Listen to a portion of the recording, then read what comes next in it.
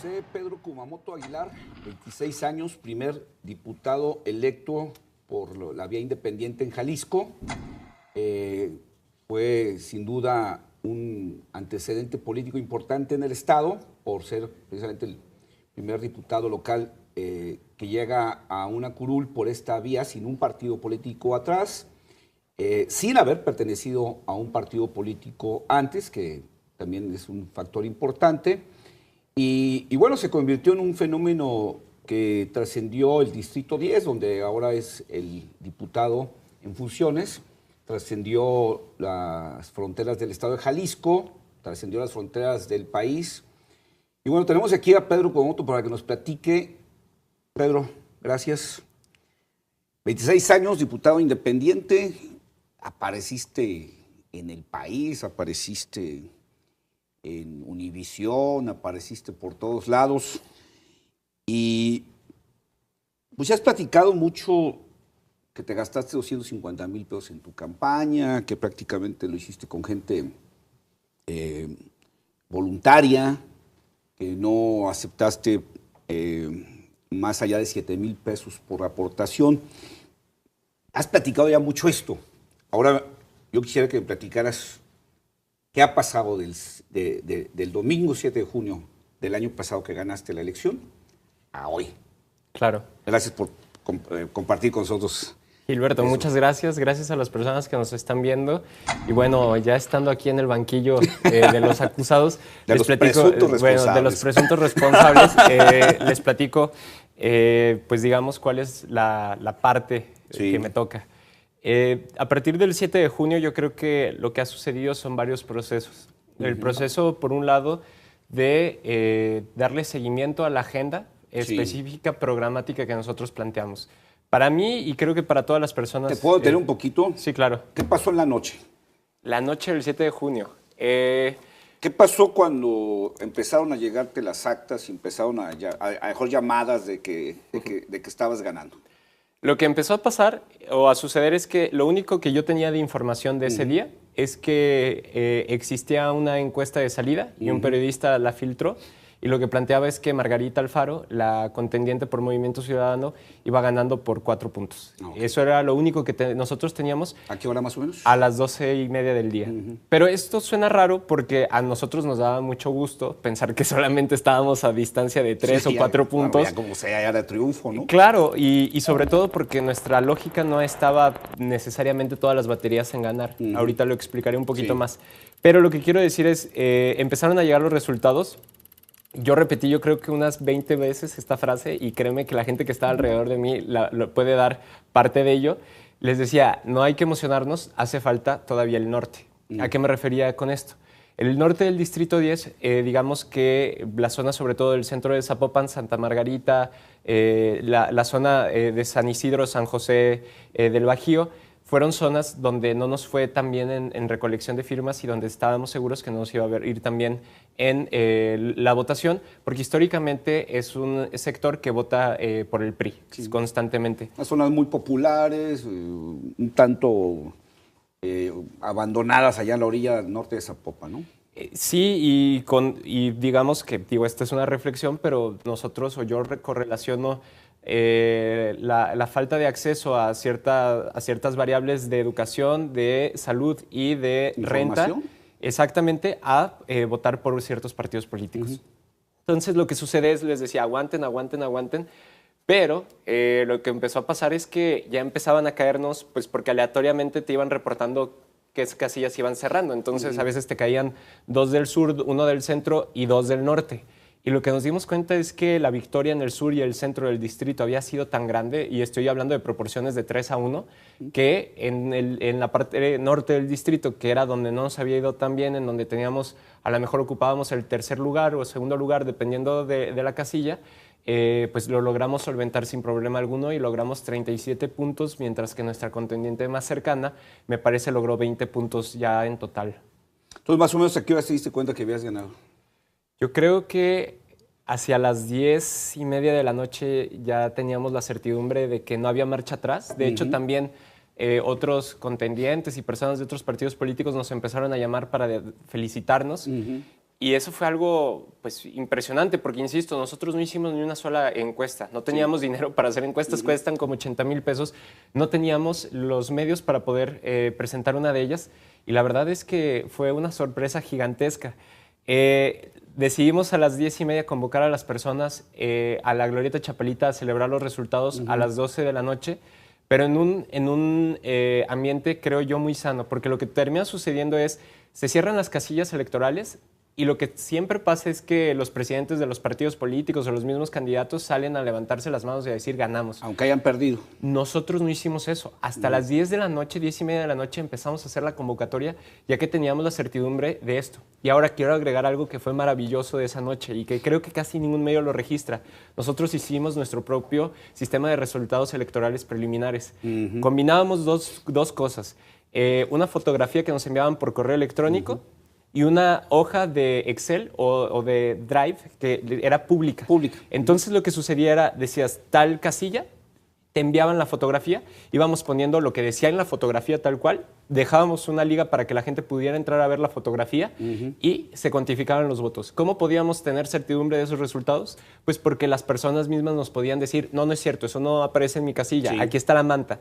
Tuvimos... O sea, estás diciendo que se puede hacer un PREP más barato. Se puede hacer un PREP con 0 pesos. Así es. O sea, lo único que se utilizaban eran los correos electrónicos con las fotografías. Y el acceso a la página pública. Y ahí te puedo decir que fuimos 6 a 10 personas quienes estábamos voluntariando, subiendo los resultados. Digo, era un distrito, es más pequeño.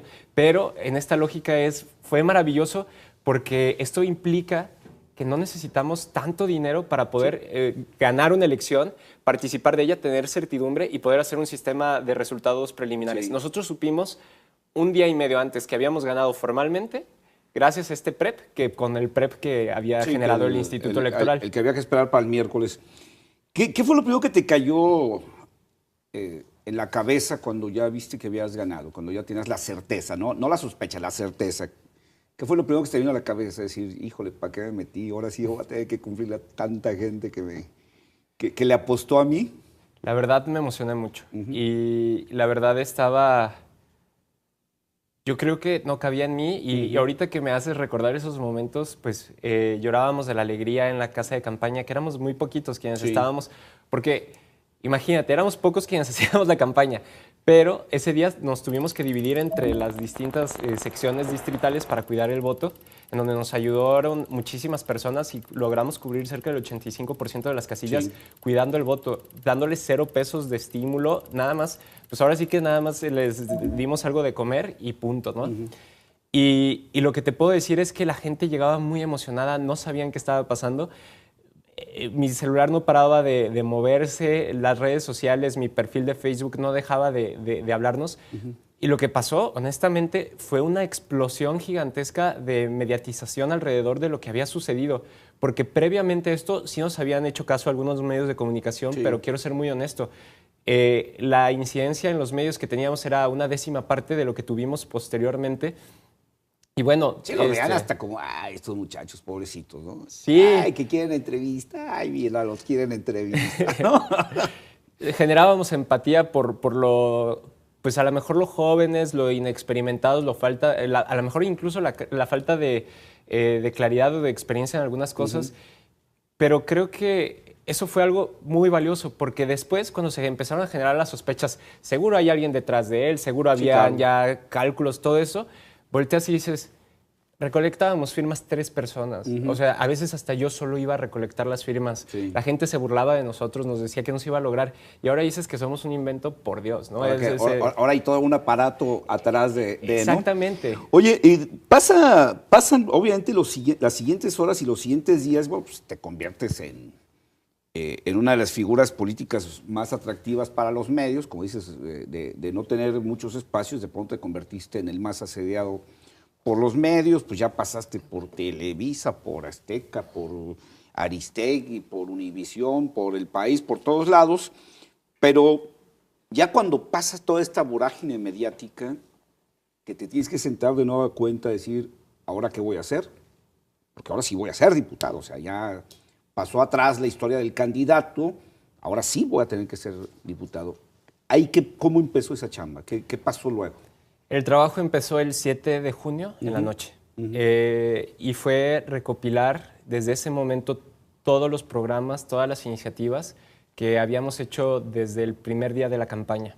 Es decir, identificar cuál era nuestro programa, identificar cuáles eran los momentos prudentes para sacarlo adelante y también identificar algo muy claro y que es muy importante, que eran compromisos que yo podía realizar sin la ayuda de ningún diputado y cuáles eran los compromisos que son legislativos y que necesitan ser consensuados con demás fuerzas políticas. Ejemplos muy concretos. La donación del 70% de mi sueldo, no necesito el permiso de nadie. El transparentar, que eso es algo a mi parecer revolucionario, Gilberto, el transparentar el 100% de mis votos en pleno y decir por qué estoy votando lo que estoy votando fue otro compromiso y es algo muy importante. El regresar a las colonias, desde el primer mes, ni siquiera fue un mes de descanso, fueron meses y meses intensísimos, pero el primer mes, a partir del primer mes después de haber ganado, todas las semanas he estado en alguna colonia, en algún espacio del Distrito 10 o del estado de Jalisco. Tener esta vinculación directa con las personas, tener una oficina abierta, hacer un concurso para poder colocar a las personas que van a trabajar conmigo, todos esos compromisos, retomarlos y hacerlos parte. Lo que significaba generar leyes, pues ahorita estamos en algunos casos en el estudio de ellas, en otro caso que ya estoy muy contento, estamos ya previo a la dictaminación de ella, ya estamos digamos, en el proceso de diseño de los foros de participación ciudadana y en algunos casos todavía nos hace falta un añito o medio año para poder comprometer o terminar de hacer los compromisos que habíamos generado. Y en ese sentido, pues ir haciendo un semáforo de cuáles son las iniciativas que había prometido y cuáles llevamos, cuáles son los compromisos que había prometido y cuáles llevamos. Y así ir haciendo una lista de puntos digamos, de balances que deben de existir. Entonces, yo lo que te puedo decir es que ese trabajo es el más importante, es el único que realmente puede cambiar, creo, la forma en la que ven en la política las personas, porque podrían decir o pueden cantar misa, pueden decir a lo mejor que el otro día le saqué la lengua a un diputado o viceversa, que me sacó la lengua un diputado a mí, pero eso no es relevante. Lo que debe de trascender es el programa que se va sacando conforme a los compromisos que hicimos con la ciudadanía. Te voy a interrumpir, Pedro, porque quiero que me des un espacio de tiempo, porque quiero ahora que nos platiques. Dicen que los toros se ven diferentes desde la barrera. Y yo siempre he pensado que toda actividad pública se ve muy diferente desde afuera que cuando ya estás dentro. ¿Qué has visto de la política ahora que ya estás dentro que no habías visto desde afuera? ¿En qué te cambió? Nomás dame un poquito de tiempo para hacerlo, ¿no?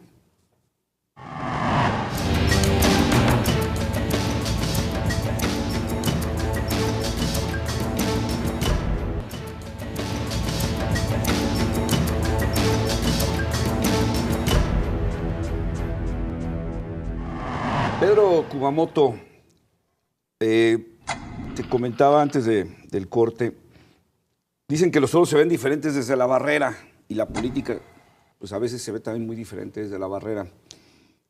¿Qué ha cambiado tu percepción de la política, del Congreso del Estado de Jalisco, de los políticos y de los partidos políticos ahora que tienes que convivir con esa realidad? Yo lo que te puedo decir son 3 puntos quizás. Primero, el asunto personal en la política es algo que tiene una presencia mucho mayor a lo que yo hubiera pensado. Es decir, la política en general, no solo en el Congreso, sino en la política en general, se trata mucho de egos, intrigas, percepciones personales y mucho menos de programas. Y eso es algo que me entristece, me desespera y creo que debe de cambiar.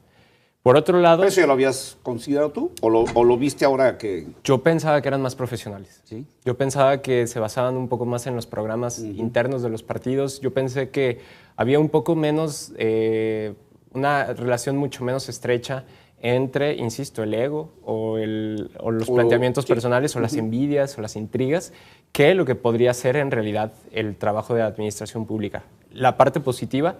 Me he topado con más personas de las que creía que son profesionales, que son íntegras o que al menos hasta ahora se han planteado hacer una alianza alrededor de los temas que les estoy proponiendo o que me proponen porque sus programas coinciden con los míos. Y en ese sentido, pues es un beneplácito o a mí me da mucho gusto poder encontrar esas personas. Del total de tus compañeros diputados en el Congreso, ¿Cuántos dirías que tienen esa condición positiva?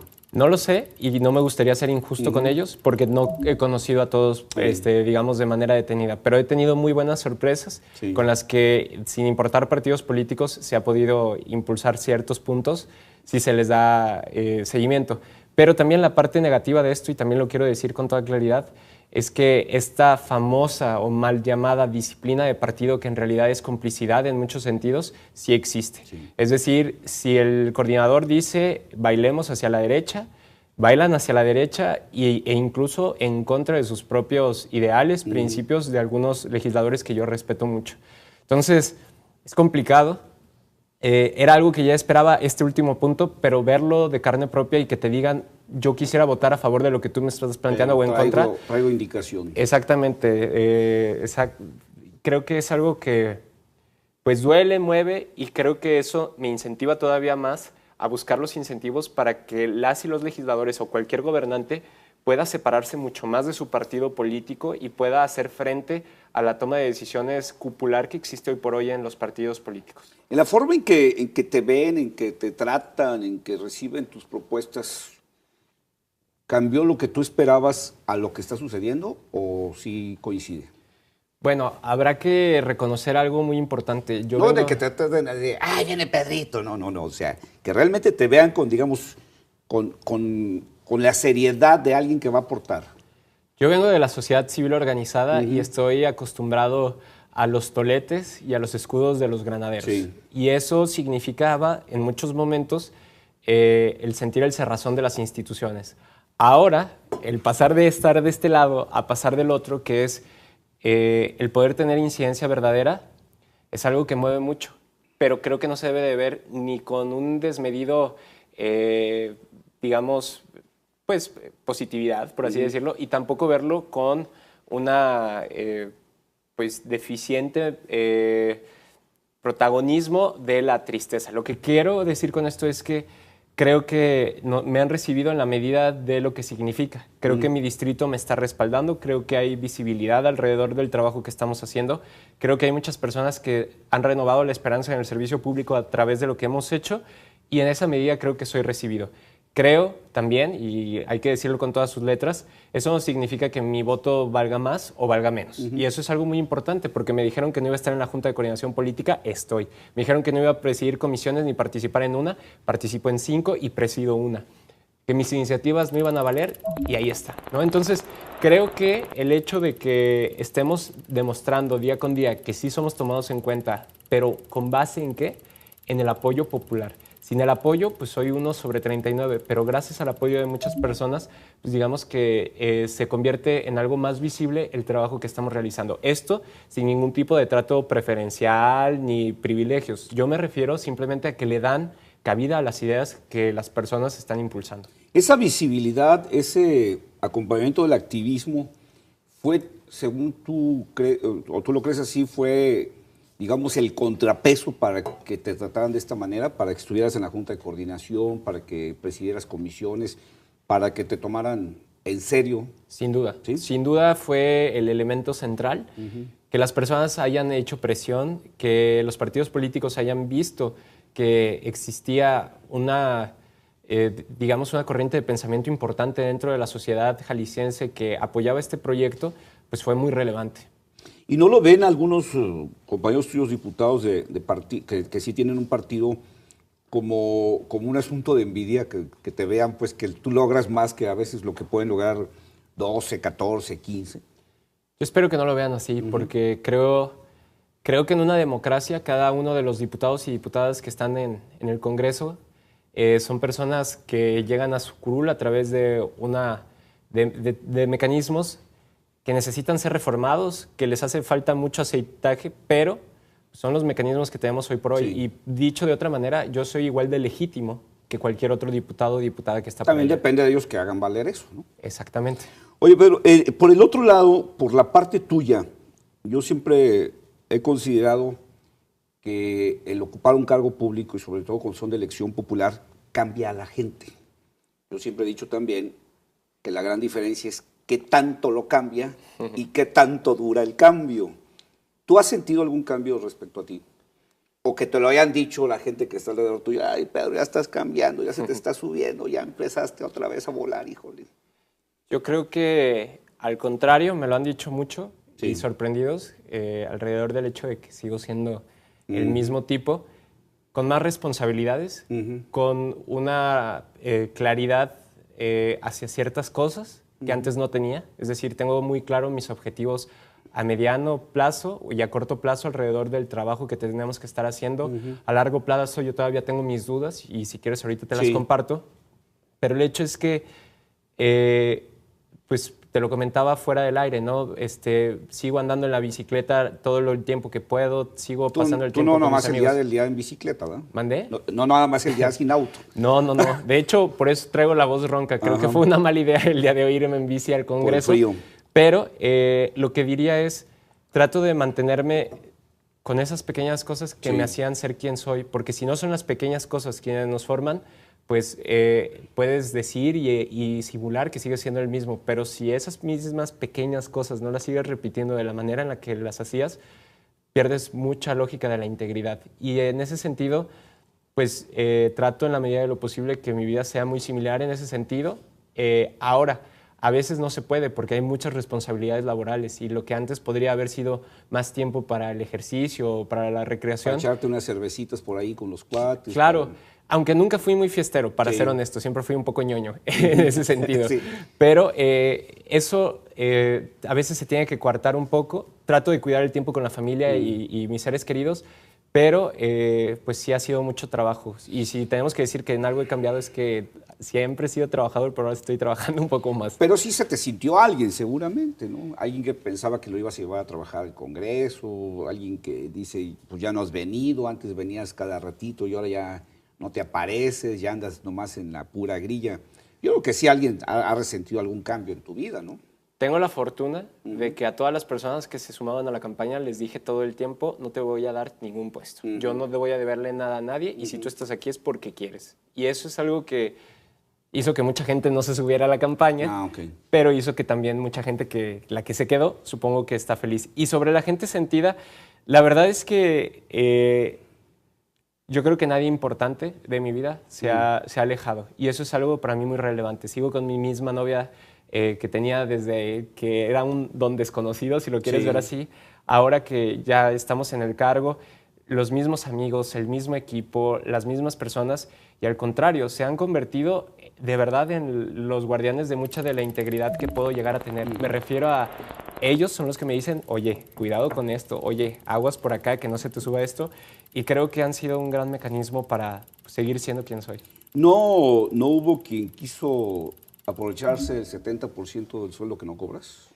Yo creo que es muy importante. Sí lo cobro, voy a hacer la aclaración, lo cobro. Bueno, que no te lo gastes tú, sí. Lo dono a Corporativa de Fundaciones y a partir de eso, Corporativa de Fundaciones lo que hace es generar convocatorias cada 5 o 6 meses para poder generar proyectos de participación ciudadana. Perdón, nada más quería aclarar eso porque luego me dicen, oye, ¿sí lo cobraste? No, claro que lo cobro, no puedo te lo no cobrarlo. gastas, eso exacto. Sí.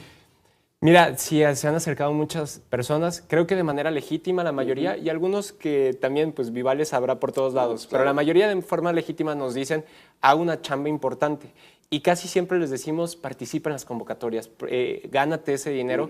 Yo no voy a decidir, yo no voy a ser parte del jurado, pero pues van a estar abiertas y con mucho gusto te pasamos eso. Y de los otros lados de los vivales, pues la verdad es que lo que intentas hacer es memoria muy corta y olvidar ese tipo de pasajes. Entre menos los tengas cerca, mejor. Pero te tengo que interrumpir. Necesito que me des un poco de tiempo y que ahora que regresemos me platiques de tu agenda y cómo se define o cómo defines tú lo que es una agenda ciudadana.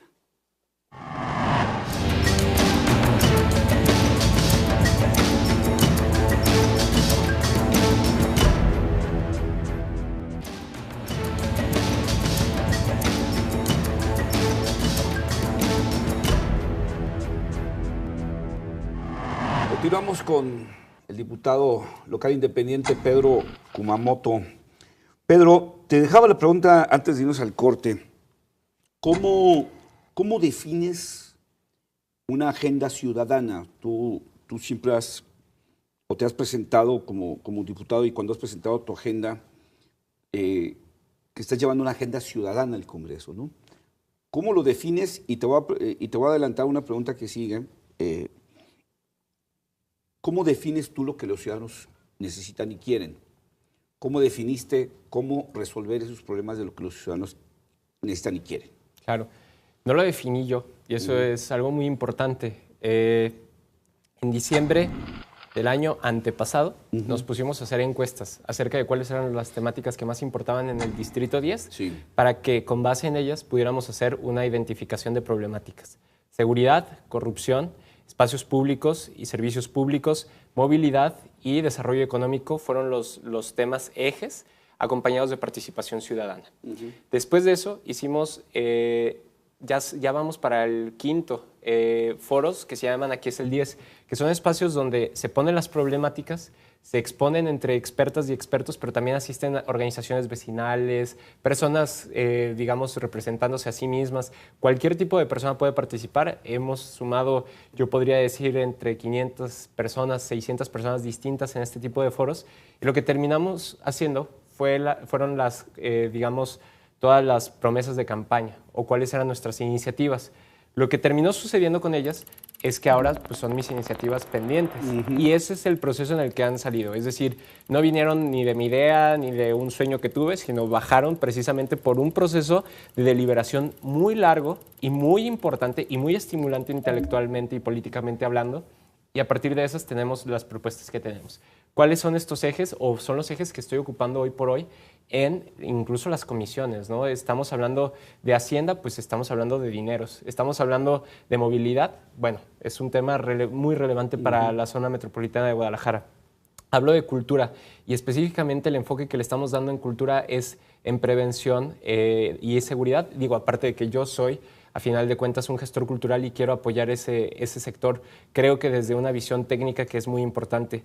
Participo también en la Comisión de Igualdad de Género, que es, digo, básica para poder vivir en un ambiente en donde las mujeres no ganen menos o también tengan los mismos espacios y oportunidades que los hombres. O no las maten como lo estamos viviendo. Exactamente. Y finalmente, participación ciudadana.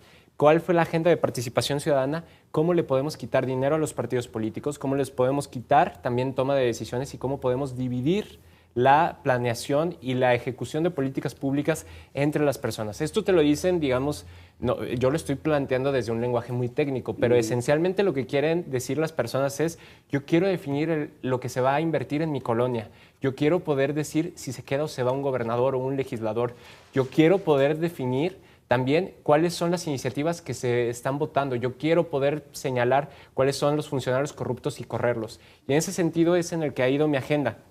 La iniciativa 3 de 3 no es local, es federal, sí, pero la escribimos Manuel Cloutier y yo justo después de haber ganado para poder, ¿qué hacer?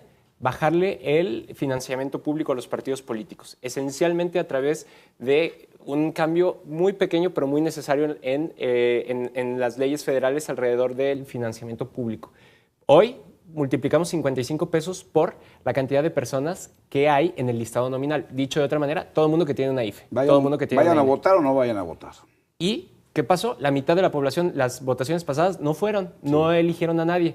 Y de las que sí fueron, el 10% votó nulo. ¿Eso qué significa? Pues que deberíamos de quitarles esos financiamientos de esas personas. Desde esta lógica, nuestra propuesta es que solamente los votos válidos emitidos puedan darles dinero. Hoy les bajarían cerca del 60% del financiamiento público, si esta fuera la primera elección que tomáramos como referencia. Pero pongamos el otro caso, que pongan buenas candidaturas, que no haya guerra sucia, que veamos que vale la pena a los partidos políticos, la gente empezaría a ir y entonces recibirían más financiamiento público. Lo que queremos hacer es tener tanto un palo como una zanahoria, es decir, un castigo, pero también un estímulo para que puedan mejorar. Otra iniciativa que tenemos ahí muy clara, la Ley 3 de 3, en donde nosotros estamos impulsando dentro del Congreso local la discusión de hacer público tu patrimonio, tu declaración fiscal y tu declaración de intereses. ¿Qué empresas tienes? ¿En dónde has trabajado? ¿En dónde trabaja tu familia? ¿Por qué? Porque es muy importante saber este tipo de información, porque no nos vaya a pasar como en la legislatura pasada, que había un diputado que quería legislar sobre Uber, pero era dueño de sitios de taxi. Claro. ¿No? Un poco extraño ese tipo Casi de nada. cosas. Estamos también impulsando esta iniciativa de participación ciudadana en donde se plantean presupuestos participativos, ratificación de mandato, donde se plantean también figuras que tienen que ver con fiscalización de recursos públicos y la discusión acerca de las candidaturas independientes. Entonces, estamos impulsando la agenda de las personas dentro del Congreso. ¿Qué viene? Los próximos 6 meses vamos a impulsar una revisión a los alcances que puede tener el Tribunal Administrativo del Estado de Jalisco.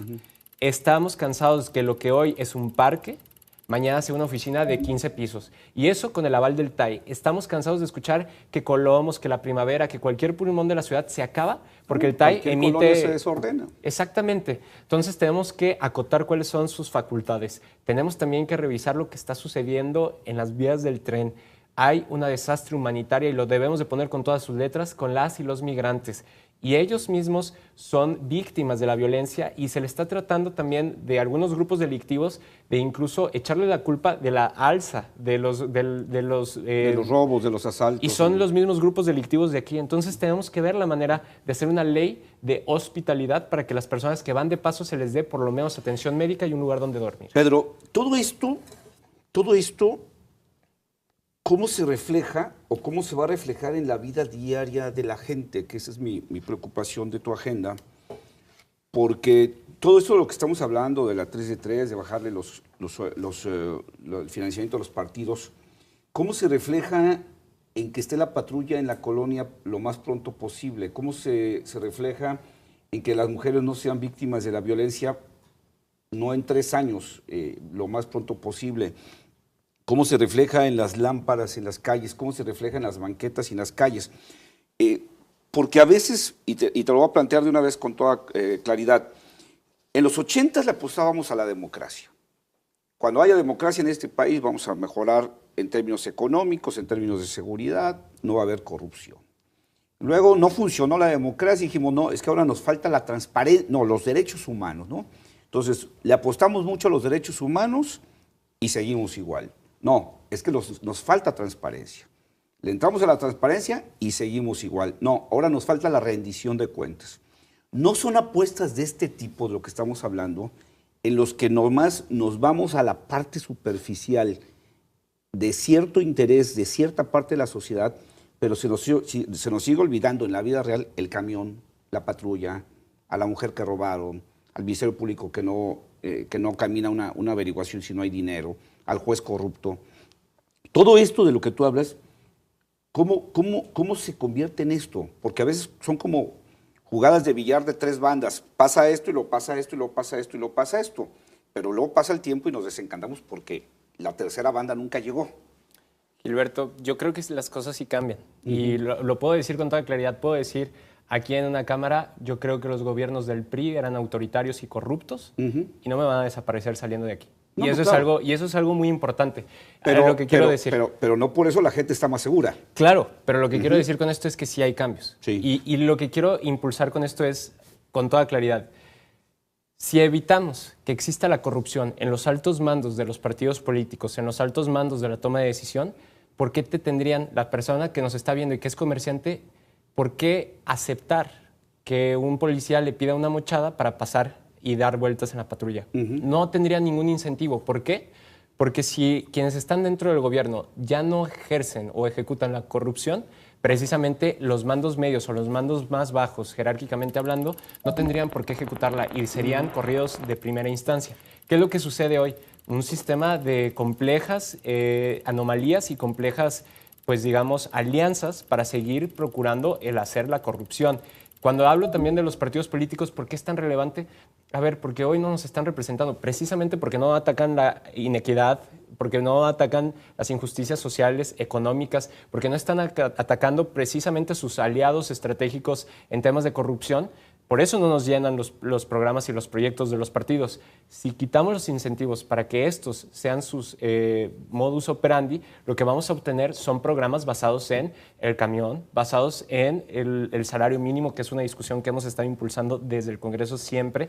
Vamos a hablar ahora también de producción de empleos, pero no solamente de maquila, sino también de empleos que nos puedan brindar todo lo que significa un empleo de alto valor. Y por otro lado, tendríamos que apostarle a tecnologías verdes, tendríamos que apostarle también a la erradicación de la pobreza como una condición mínima para poder hablar de modernidad en el país. Entonces, lo que quiero decir con esto es, no puede haber una competencia real entre los partidos políticos si no les quitamos primero el lastre de la corrupción que los está carcomiendo. Si les quitamos ese lastre, y esa es la teoría en la que nosotros nos basamos, podemos sacar adelante la agenda del día a día. ¿Por qué? Porque van a haber incentivos para que voten por ellos, para que se muevan las personas que realmente quieren hacer bien las cosas en los partidos, que también no son pocas. Son muchas las personas que quieren hacer su trabajo de forma recta dentro de los partidos políticos, pero los mandos altos o los mandos medios muchas veces no se los permiten o los mayoritean en las votaciones de las asambleas. No, eso es lo que queremos cuando generar. Hay asambleas. Y cuando las hay, ¿no? Pero tengo que interrumpirte de nueva cuenta. Ya se me está yendo desgraciadamente el tiempo. Me gustaría que ahora enseguida platicáramos sobre el futuro, no solamente del futuro de Pedro Kumamoto, del futuro del grupo que está alrededor tuyo, que te empujó, que te impulsó y que sigue trabajando en tu proyecto, pero también del futuro de la figura del candidato independiente.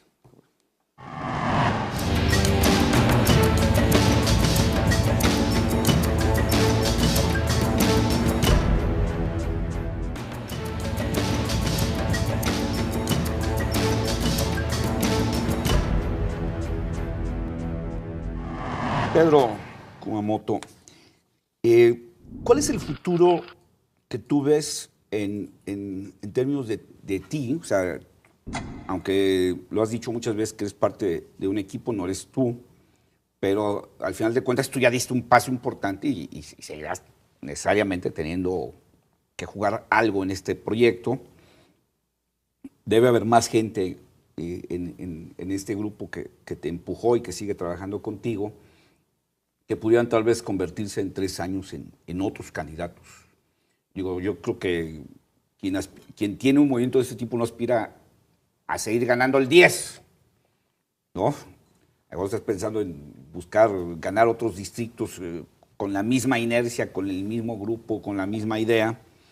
Pero también hay quien seguramente les está diciendo, oye, pues hay que ir por más, ¿no?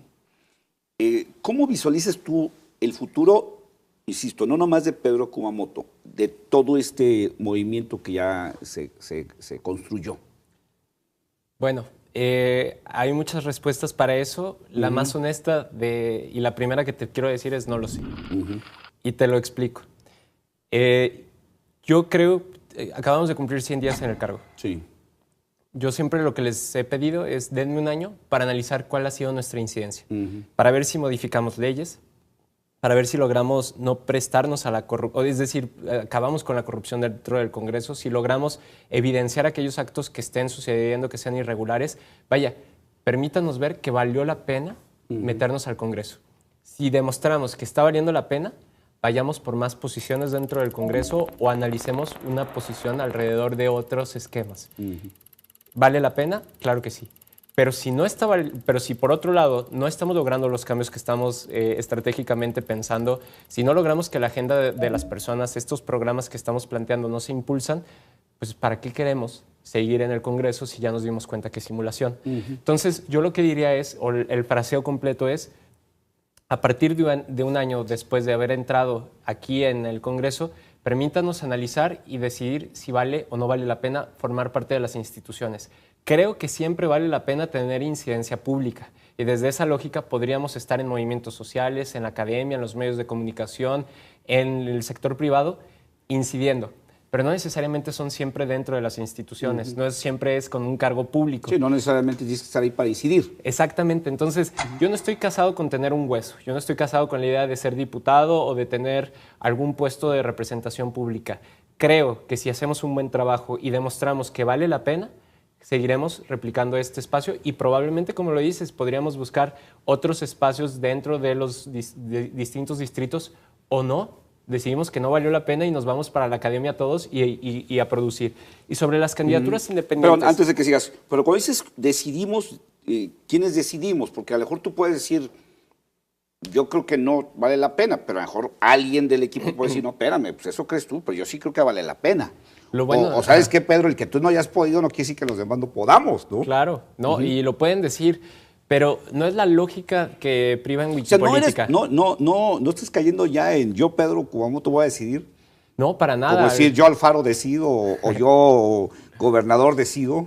No, hombre, si vieras las asambleas de Wikipolítica, nos ponen unas arrastradas y nos dicen hacia dónde va esto. Cuando dices, no. vamos a decidir, ¿quiénes vamos a decidir? O sea, ¿quiénes son los que van a decidir? Por lo pronto somos un pleno de 60 personas, Wikipolítica. Ese tipo de decisiones se toman por consenso y en esa lógica pues no podría ser una persona quien tomara esa decisión, como fue el participar en la candidatura independiente, pero en ese momento éramos 12 personas, ahora ya somos 60. Era más fácil tomar decisión ahí. Sí, pero no, fíjate, y lo he visto, hemos tomado decisiones muy difíciles en Wikipolítica últimamente y han sido maravillosas porque creo que todos estamos en este espíritu de generosidad política, de creatividad de las instituciones y sobre todo de imaginarnos cuál puede ser un buen panorama para poder incidir. Y creo que lo que podríamos hacer es presentar nuestra experiencia, y ahí es donde te digo, no tomamos decisiones, presentamos la experiencia, datos, nuestra opinión, pero mi opinión vale exactamente 1 sobre 60 dentro de Wikipolítica. Mikhail Gorbachev, cuando se retiró de la política, dijo que por desgracia se había dado cuenta muy tarde de que la política y la ética no se tocan. ¿Cuánto tiempo te vas a tardar para darte cuenta? No vas a llegar a la edad de Mikhail Gorbachev para decir, ¿qué crees? Me acabo de dar cuenta que la política y la ética no tienen puntos de coincidencia. Yo creo que son palabras llenas de pesimismo y quizás de realidad en algún lugar y en algún momento. No es lo mismo ser el dirigente de la Unión Soviética, que se te caiga, se te desmorone, y con toda la corrupción que estaba arruinando el modelo que se había generado ahí, que ser un diputado local en donde yo te puedo decir con toda claridad que yo no he tomado ninguna decisión en contra de mi ética hasta este momento, ¿no? Entonces, yo lo que puedo decir es que creo profundamente que si me veo orillado a tomar una decisión de ese talante, pues yo me retiraría de la política. Los países, donde la figura de las candidaturas independientes ya tienen tiempo de existir, pues no han sido países donde ha sido protagonista el candidato independiente. En algunos casos hay algunos analistas, algunos críticos, algunos analistas estudiosos del fenómeno político que dicen que a la larga terminan consolidando el sistema de partidos. Y eso me gustaría mucho. Sí. Me gustaría que las candidaturas independientes sirviéramos como una competencia real a los partidos políticos actuales para que se modernicen, dejen a las mejores personas competir, generen programas verdaderos, se hagan mucho más pequeños, sean incluso locales y a partir de eso reduzcan, pero de manera gigantesca, su financiamiento público, que ganen a través de la transparencia, la rendición de cuentas, la claridad programática, una buena o un buen candidato. Creo que eso es lo que yo aspiro como persona, ver que las candidaturas independientes hacemos que los partidos políticos funcionen, que dejen de ser negocios familiares, cupulares, entre 2 o 3 distintas, concertaciones de intereses, incluso hasta la narcopolítica ahí metida. Yo creo que eso es lo que podríamos aspirar a las candidaturas independientes. Yo no soy de las personas, y lo voy a decir siempre, que creo que los partidos políticos se deben determinar. Jamás entraría al juego de la demagogia donde se dice que un candidato independiente es bueno por ser independiente. Eso es mentira. Hay sinvergüenzas. Y hay también personas que valen la pena en partidos políticos como los hay en candidaturas independientes. Tú no estás metido entonces en esto, o sea, tú no te ves en esta corriente que algunos han llamado la antipolítica, los que piensan que el objetivo es acabar con los partidos políticos y con los políticos tradicionales. O sea, tú sí ves a la figura del candidato independiente como, digamos, como un látigo para que los partidos mejoren, como un aliciente para que la clase política mejore. Se depure, para empezar, ¿no? La clase política que tenemos hoy se tiene que ir. Y es algo triste que me he dado cuenta también dentro de los aprendizajes.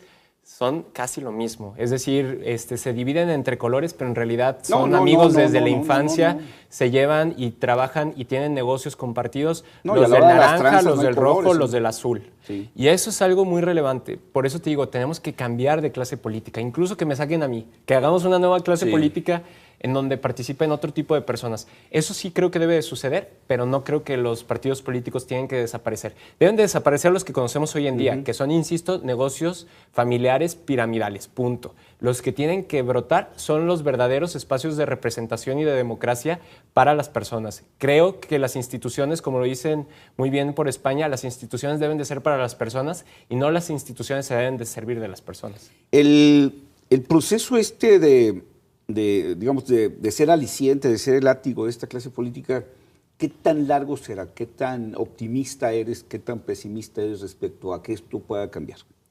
Yo creo que tenemos que ser estratégicos, es decir, tenemos que pensar cuáles son los planteamientos claros que queremos de aquí a 2018 y tenemos que pensar en una agenda quizás de 6 años más para poder pensar, a mi parecer, que en 2024 estemos hablando de una elección presidencial donde los partidos políticos son pequeños, locales, con redes de incidencia a partir de los programas, que se generan grandes alianzas a partir de orientaciones ideológicas.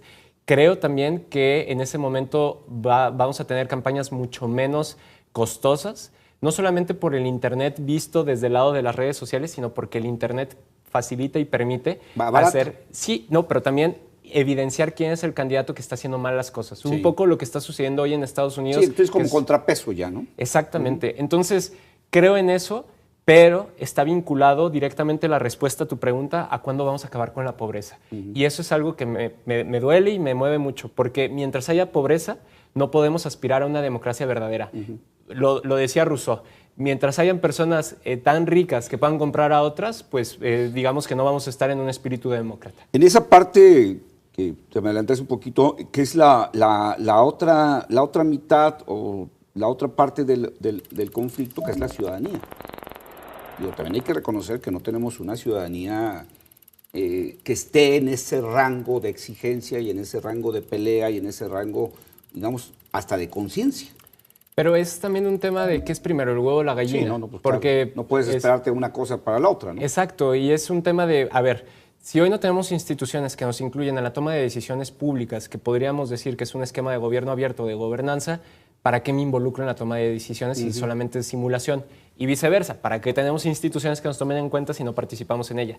Yo creo que se da un poco de las dos al mismo tiempo. Yo soy de esas, a lo mejor, de los optimistas que cree que... O pragmático también, ¿no? Sí, optimista pragmático, si lo quieres ver así, que creo que tenemos que construir instituciones y tenemos que renovar la esperanza dentro de las mismas. Creo que hace falta un cambio gigantesco. Yo no creo que estén las cosas bien, ni siquiera medianamente bien. Creo que están terriblemente mal. Por eso nos metimos a las instituciones, porque no encontrábamos un espacio que nos estuviera representando. Y por eso, cuando me dicen, mis amigos a lo mejor más, digamos, del otro lado de la moneda, me dicen, oye, pues ¿para qué te metiste en este embrollo si en realidad lo que estás haciendo es legitimar el sistema político que no está funcionando? Yo lo que les digo es precisamente porque no funcionaban, no nos representaban e iban a seguir haciendo lo que quisieran, nos metimos. Pero por eso yo siempre digo, soy muy crítico de lo que yo haga allá adentro, porque yo no quiero permanecer como un tótem dentro de las instituciones sin modificar nada. O hacerte viejo en el activismo sin haber hecho nada. También, creo que cualquiera de las dos no son muy agradables. Pedro, pues ya estaremos ahí pendientes. Te das un año para ver si esto caminó o no caminó, si el árbol dio frutos o se secó. Pues ya estaremos ahí platicando más adelante. Claro que sí, para que Gilberto. nos digas cuál fue la evaluación y cuál es el camino que seguirán en esta actividad tan noble y tan difícil y tan complicada que es la política.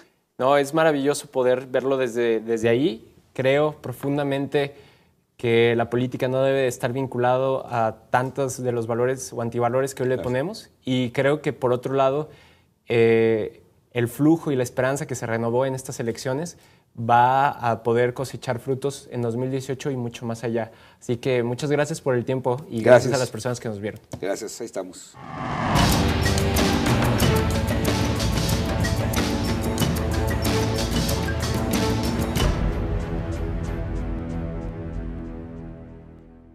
Históricamente es un sector que vota por el PRI constantemente. Las zonas muy populares, un tanto abandonadas allá en la orilla norte de Zapopan, ¿no? Sí, y digamos que, esta es una reflexión, pero nosotros o yo correlaciono la falta de acceso a ciertas variables de educación, de salud y de renta, exactamente, a votar por ciertos partidos políticos. Entonces lo que sucede es, les decía, aguanten, aguanten, aguanten, pero lo que empezó a pasar es que ya empezaban a caernos, pues porque aleatoriamente te iban reportando qué casillas iban cerrando. Entonces a veces te caían 2 del sur, 1 del centro y 2 del norte.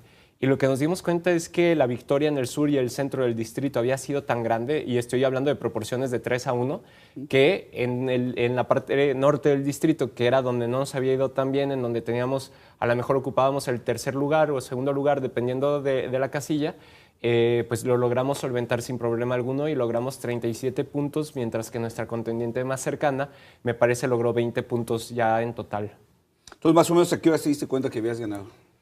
Yo creo que hacia las 10:30 de la noche ya teníamos la certidumbre de que no había marcha atrás. De hecho, también otros contendientes y personas de otros partidos políticos nos empezaron a llamar para felicitarnos. Y eso fue algo, pues, impresionante, porque, insisto, nosotros no hicimos ni una sola encuesta. No teníamos dinero para hacer encuestas, cuestan como 80,000 pesos. No teníamos los medios para poder presentar una de ellas. Y la verdad es que fue una sorpresa gigantesca. Decidimos a las 10:30 convocar a las personas. José Pedro Kumamoto Aguilar, 26 años, primer diputado electo por la vía independiente en Jalisco. Fue sin duda un antecedente político importante en el Estado por ser precisamente el primer diputado local que llega a una curul por esta vía sin un partido político atrás. Sin haber pertenecido a un partido político antes, que también es un factor importante.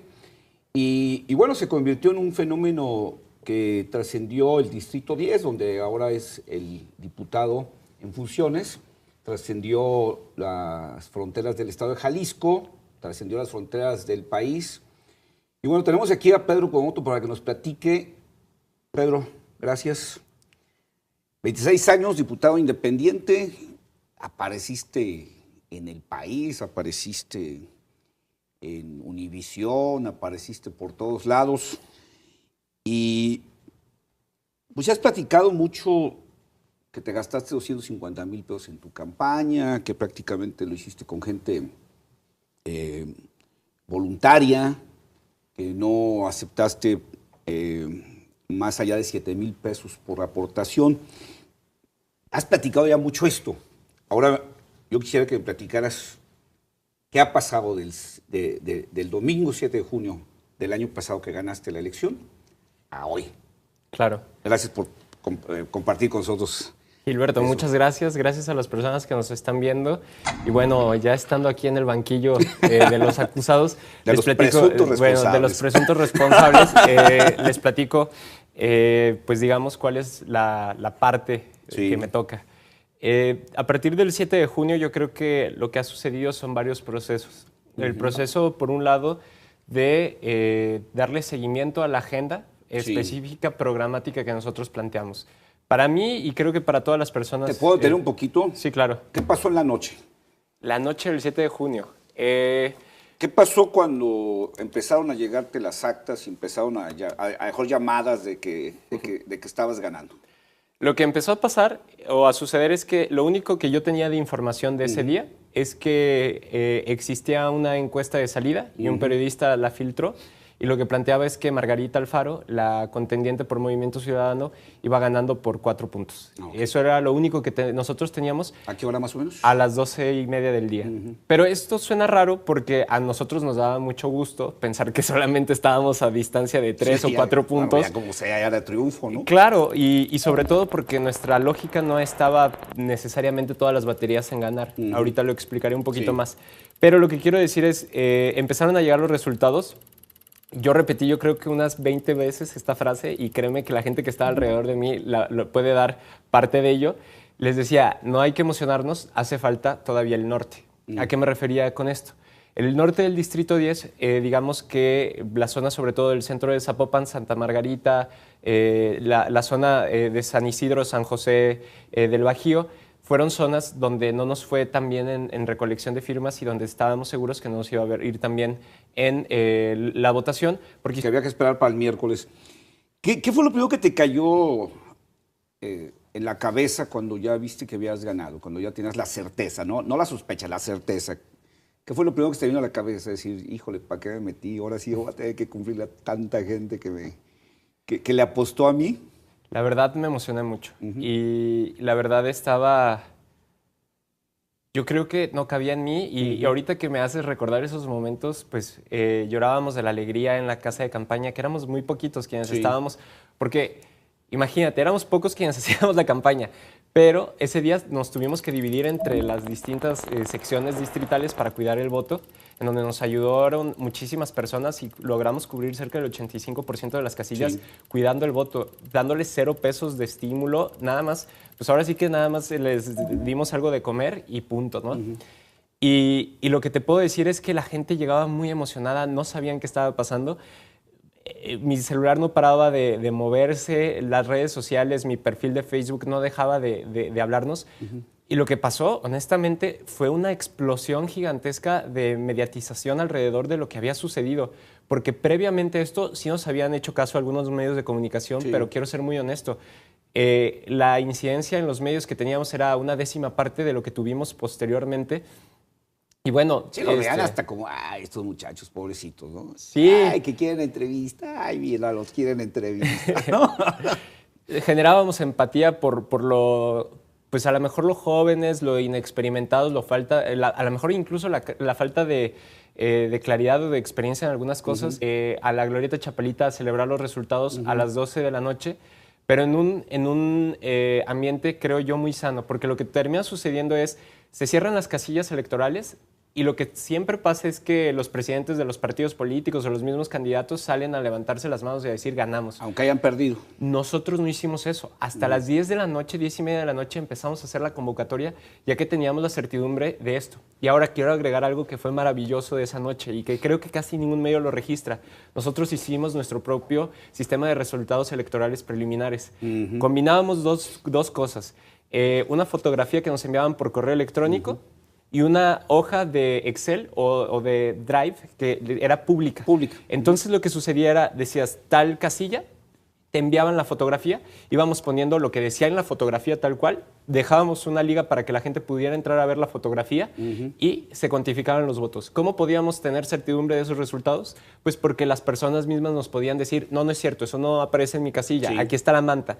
Tuvimos... O sea, estás diciendo que se puede hacer un PREP más barato. Se puede hacer un PREP con 0 pesos. Así es. O sea, lo único que se utilizaban eran los correos electrónicos con las fotografías. Y el acceso a la página pública. Y ahí te puedo decir que fuimos 6 a 10 personas quienes estábamos voluntariando, subiendo los resultados. Digo, era un distrito, es más pequeño.